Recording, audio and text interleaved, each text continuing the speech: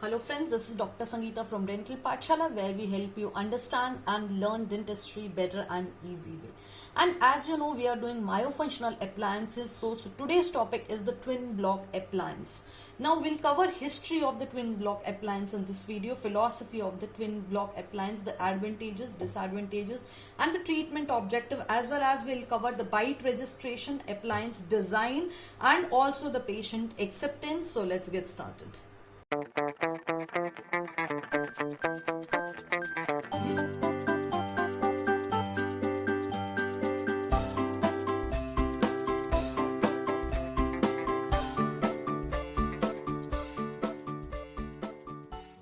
So before we get started, make sure you subscribe to this channel and click on the bell icon. That way you get a notification as soon as I release a video lecture. Now let me brief you about the twin block appliance. It is actually a combination of the inclined planes. So there are two inclined planes. One is present in the maxilla, one is present in the mandible. The upper inclined plane or the upper plate, both the inclined planes functions the mandible to bring it forward. Now if we talk about a class 2 malocclusion, if suppose these are the maxillary teeth and this is a mandibular teeth in case of class 2 malocclusion, right? So there is a overjet which is present. So what we want to do is we want to give a myofunctional appliance which displaces the mandible forward, which is bringing a displacement, mandibular displacement forward, so that the class 2 malocclusion can be converted to a class 1 malocclusion. The retruded mandible is protruded in case of myofunctional appliance in which we give a twin block appliance. So the main function is we are bringing the mandible forward. So we are giving a myofunctional appliance in which we are displacing the mandible forward, and thereby we treat the class 2 malocclusion. So the appliance consists of the upper as well as the lower plate, and both the plates have occlusal inclined planes. So these are present on the occlusal surfaces. These inclined planes, as you can see, this is the maxilla and the blue, and green one is the mandible inclined planes, and both the inclined planes and upper plate actually is retained by the modified arrowhead clasp. Now if you can see, these are the modified arrowhead clasp as well as the labial bow. So there are two components in the upper, two components in the lower. Clasp and the acrylic part, both in the lower also clasp and the acrylic part. So if we talk about the upper plate is retained by the modified arrowhead clasp, and the clasp is incorporated by a tube. If we want to attach a phase bow into this, so there is an attachment for a phase bow actually. The upper plate also have jack screws. Now for period of time, what we do is we open this screw. So thereby it causes the maxillary arch expansion. So with time we start to open this screw, and this, in case we want the maxillary arch expansion, we give. And also upper appliance consists of a bite block. You can see this blue color. This is a bite block which covers the lingual cusp of the upper posterior teeth, extending anteriorly till the mesial ridge of the upper second premolar. So upper, starting from the mesial ridge of the upper second premolar up to the posterior surfaces, we give acrylic part, we give the bite block. And if we talk about the lower plate is retained by interdental balls. So in the lower teeth, if these are the lower teeth, there are interdental wire which is present, and along with the ball, there are balls in it. So these, the lower bite block extends, the lower plate is retained by the interdental ball clasp. These are the interdental ball clasps which are present interdentally, and the lower bite block extend distally up to the distal margin. So starting from the anterior, it covers up to the distal margin of the distal marginal ridge of the second premolar. So the lower molars are kept free to help in the eruption, because most of the cases of class 2 are also present with a deep bite. So how it works is we actually start reducing this posterior part. Once the time progresses, we start reducing this part. So when we reduce this part and still inclined plane is present, then there is supra eruption of teeth. When there is supra eruption of teeth, we totally remove it, and then there is increase in the vertical height. We increase the bite. So that's how it works. and the mandible is advanced by 5 to 7 millimeters. We'll study in the bite registration how we give the bite and how we actually displace the mandible forward. So how we advance the mandible, there is sagittal correction of the mandible by 5 to 7 millimeters ideally, and the vertical bite is opened 3 to 5 millimeters, up to 3 to 5 millimeters in the premolar region. So actually what it is doing is, see, this is an inclined plane. When the mandible was coming here, now the patient has to bring all the way mandible forward to fit in this inclined plane. So this is how it works. The patient has to bring the mandible forward so as to engage in these bite blocks, so as to engage in these bite planes.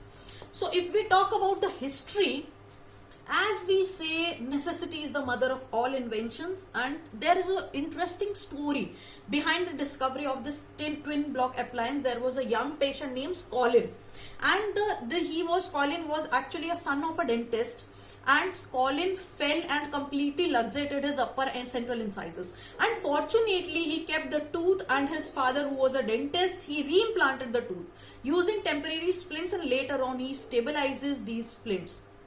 And what happens afterward?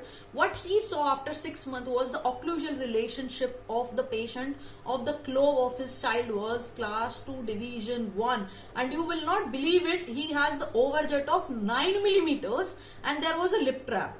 So the lip trap was actually causing the mobility and the resorption of the root, and thereby the father designed an appliance that the patient or his son could wear full time, to correct the posture of the mandible and to advance the mandible forward.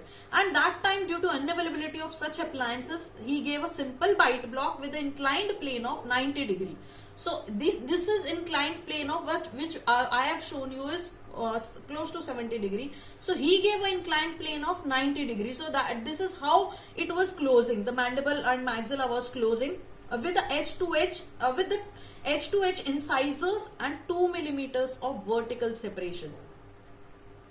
Unfortunately, the Clove young patient successfully wear the appliance, and the results were awesome. The first twin block appliance was fitted in 1977 on September, and the same patient who was wearing this appliance, he wore this appliance for 9 months. So the overjet, which was previously 9 millimeters, after the period of 9 months, it was reduced to 4 millimeters. So this was a successful appliance. So the philosophy behind the twin block appliance is there are forces which are applied through the muscles of mastication to the teeth and underlying bony structures to influence both the external as well as the internal structure of the basal bone, and this is a natural mechanism of bone remodeling by which the occlusal forces are forming the basis of the function correction by use of twin block appliance. So twin block appliance, it is a natural phenomena which corrects with the help of simple bite block. And if the mandibular incisor plane are distal in relation to maxilla, then the forces acting on the mandibular teeth have a distal force vector leading to a class 2 growth tendencies, and the occlusal plane act as the guiding mechanism because they are guiding the mandible to fit in these inclined surfaces and causing the mandible to displace downward and forward. So there is displacement of mandible which is occurring in the forward direction as well as in the downward direction. So these inclined planes are guiding the mandible for downward and forward. This is what you have to remember. That block, as you can see from the name, there are twin, a set of blocks. So there are a set of bite blocks, both are given, one in the maxilla, one in the mandible. So these are the blocks which are given in the maxilla and the mandible, and we'll talk about the angle. Initially it was 90 degree, then it came to 45 degree, and then later on it came to 70 degrees. So now the improved version is we give 70 degrees angle. In some old books it is written 45 degrees. So the occlusal inclined plane is actually acting as the guiding mechanism which is guiding the mandible to bring forward, downward and the forward movement of the mandible. And the major advantage of using twin block is that it could be worn whole day because it is not bulky. Unlike other appliances, unlike activator and all, it is less bulkier. Patient can perform every activity freely, and hence the masticatory forces are transmitted via the appliance to the teeth, where they are transmitted to the bones. According to Wolff's law, and the force which is leading is increasing the active tension of the stretched muscle, because it is acting on the muscles of mastication. It is stretching the muscles of mastication, and it also enhances the response of glenoid fossa. There are certain adaptive changes. Now if you see, there are changes in the muscle of mastication, also there are some changes in the glenoid fossa also. This appliance is a superb appliance because it is comfortable, it is aesthetic, patient can also perform activities, there is less interference with the normal functioning if you compare with the other appliances. So it is a patient friendly appliance, you can say, and it can be fixed also to the teeth, temporarily or permanently, to guarantee the patient compliance. The full functional correction of occlusal relationship can be achieved in most of the cases without any addition of traction forces or any addition of orthopedic appliances.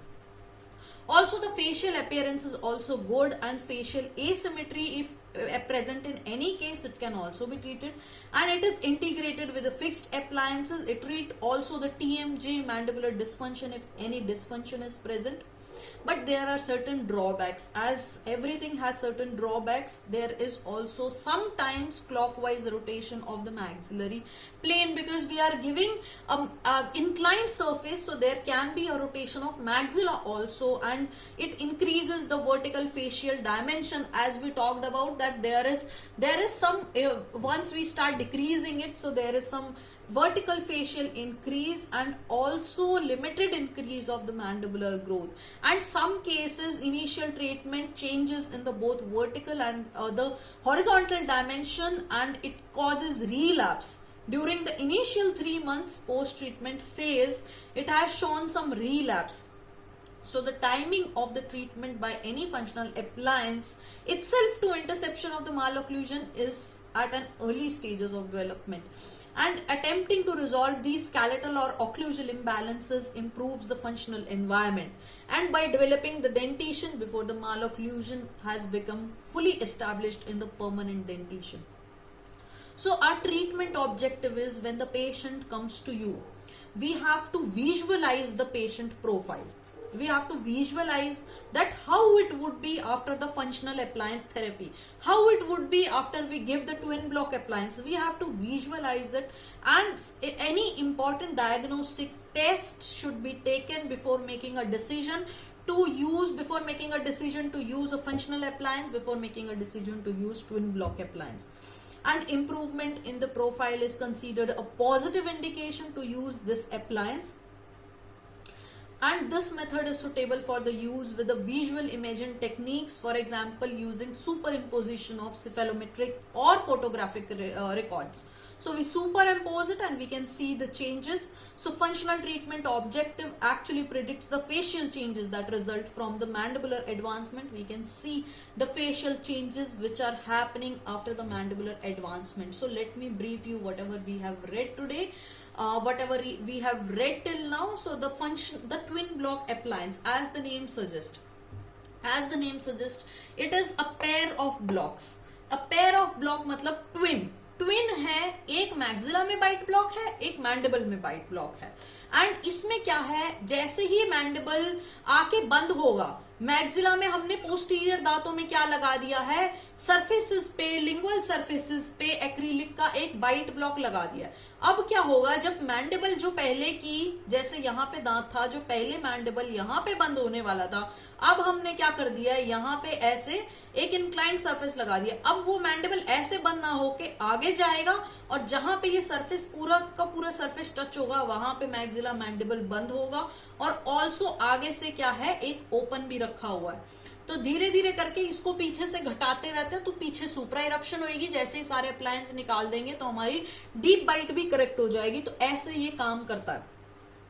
So the activation aim is to reduce the overjet, also correct the distal occlusion, which is our class 2 division 1, and also it corrects the midline. So the amount of, if we are talking about the bite registration now, the amount of sagittal advancement of the mandible is planned. Before giving a twin block, we should plan how much we should advance the mandible. कितना mandible आगे लेके जाना है, वो twin block देने से पहले हमें plan करना है. तो सबसे पहला काम क्या होता है, बाइट ब्लॉक लेते हैं हमेशा. The first thing we do is taking first the wax blocks. We take the bite block or the wax block. So horseshoe shaped wax block is prepared and it is inserted into the lower teeth, and it should be 2 to 3 millimeter thicker than the planned vertical opening. So if we want to open 2 millimeters vertical height, if we want to increase 2 millimeters, then we should add 2 to 3 millimeters extra, so that should be 4 to 5 millimeters. We should make a bite block or wax bite block of 2 to 3 millimeters. The patient is made to sit in the upright position, as I have been telling you always, and a non-strained relaxed position. Now the mandible of the patient is guided to the desired sagittal position. Where we want the advancement of the mandible, we ask the patient to bring the mandible, we guide the mandible in the desired location wherever we want to advance. जहां भी हमें जितना भी mandible आगे खींच के लेके आना है, उतना हम मैंडिबल पेशेंट का सजाइटल उतना कर देंगे.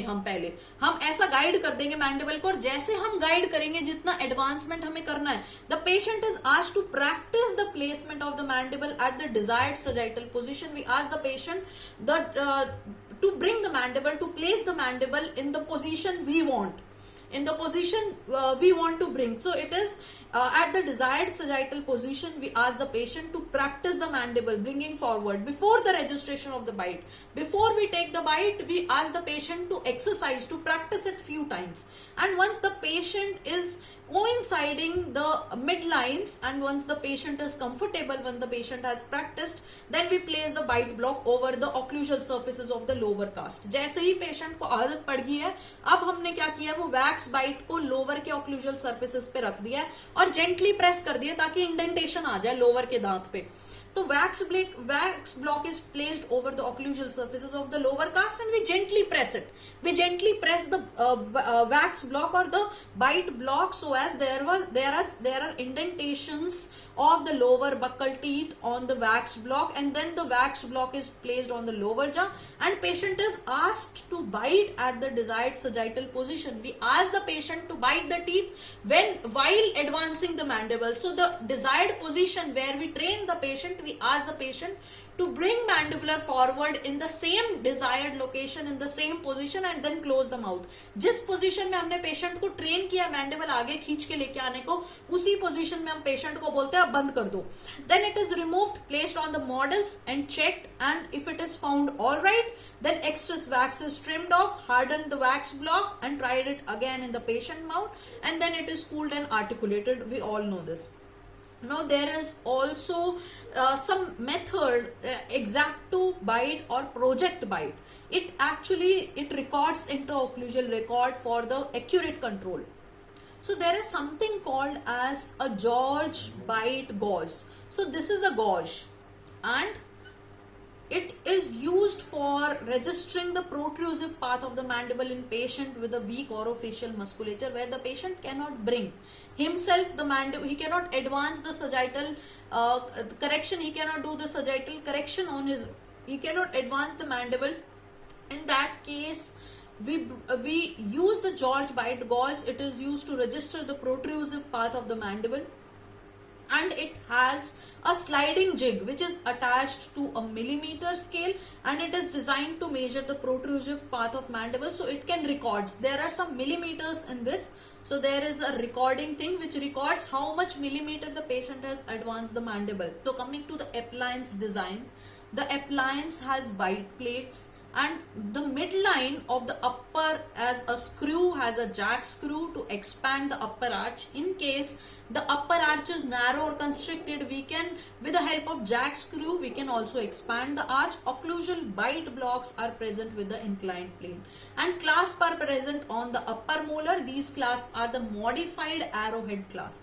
Clasps are present on the lower premolars and in the incisor region. So there are modified arrowhead clasp present on the premolar region, and there are interdental ball clasp which are present on the incisor region. So if we talk about the occlusal inclined plane, so before that, during the evolution technique, there was the angulation which was 45 degree, which was used earlier, but the drawback of the 45 degree angulation was that there is a posterior open bite.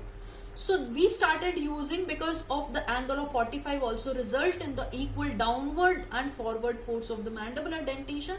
So finally it is changed to 70 degrees to apply more horizontal component of the force. Now position of the inclined plane is determined by the lower block. So the inclined plane on the lower block angled from the mesial surface of the second premolar, we have already studied that, or the deciduous molar if present, and it's thinner or buccolingually and in the lower canine region, because it reduces the bulk and it improves the speech. So the upper inclined plane is angled from the mesial surface of the upper second premolar to the mesial surface of the upper first molar. The distal portion covers the posterior teeth in a wedge shape.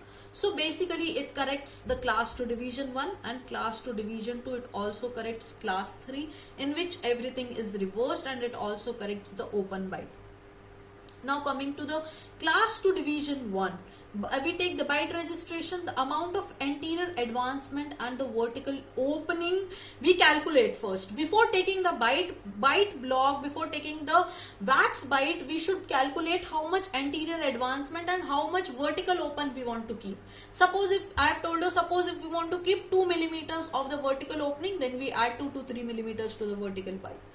Now in a growing child, we can the overjet up to 10 millimeters can be corrected on initial activation of the registration, and incisal edge to edge bite with 2 millimeter in interincisal clearance we can use. So in a growing patient, we can correct up to 10 millimeters in one shot. And if there are large overjet presence, then partial correction up to 7 to 8 millimeters is done, and it is reactivated after the initial partial correction. So it is done in step-by-step cases. If more than 10 millimeters of the overjet is present, then first case scenario is we deal up to 10 millimeters. We actually deal up to 7 to 8 millimeters, and then we reactivate it. In that we add acrylic to it. So the difference between young patient and adult patient is that in the young patient there is freedom of movement, and in case of class 2 division 1 cases with a protrusive path of 13 millimeter, activation can be done up to 10 millimeter. And beyond this range, the muscle and ligament cannot adapt to the altered function, and patient will tend to posture out the appliance. So in adult, the movement is more restricted, and the protrusion we can do is up to 5 to 7 millimeters.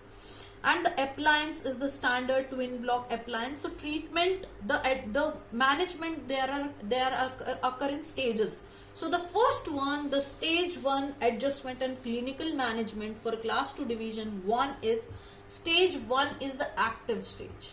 Active stage is when we give the appliance to the patient, when we insert it.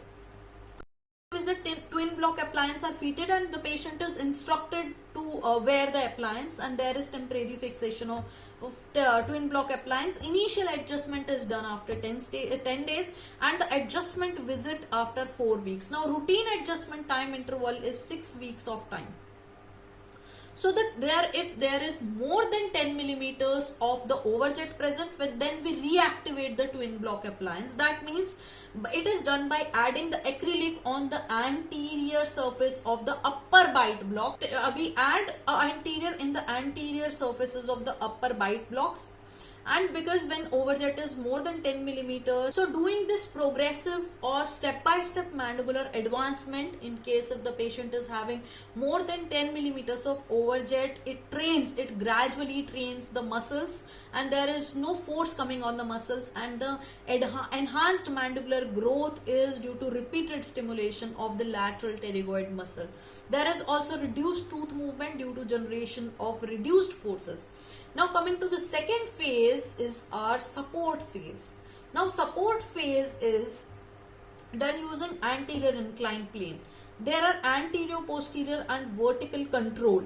So now there is altered activity of the medial head of the lateral pterygoid muscle, which is in response to a new mandibular forward positioning, to the response to the mandibular protrusion.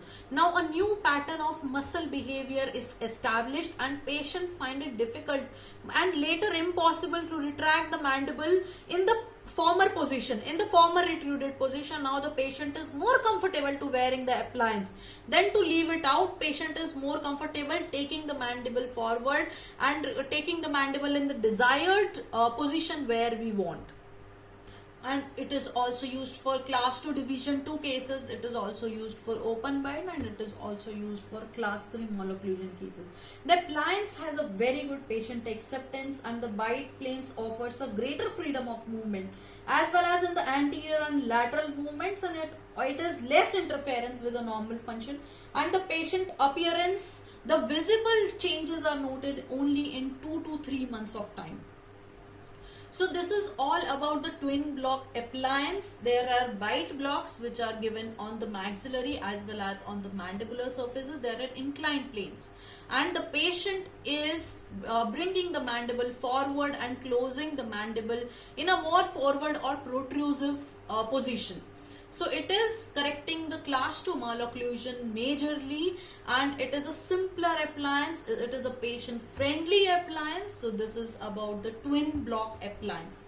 If you have any questions, you can leave it in the comment below. Also, I am making an effort to teach you. Please make an effort to leave comments, and if you feel that you have learned something new today, then go ahead and hit the comment box and the like button, because this helped me to help you with your exams and your career and knowledge while you stay at home in the lockdown with your family.